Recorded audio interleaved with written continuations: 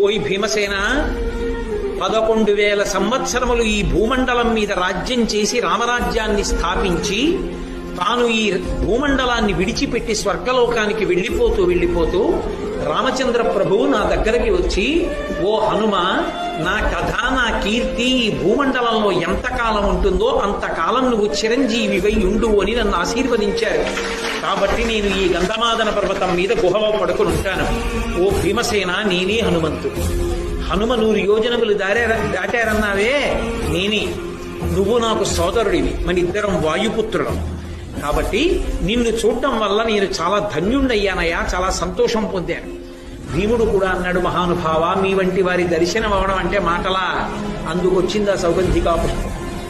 దేవతలు ఏది చేసినా పాండవుల ఉన్నతికే చేస్తారు. ఎక్కడ ధర్మం ఉందో అక్కడ అనుగ్రహం. గాలికి పువ్వు వచ్చినా అనుగ్రహానికే వస్తుంది.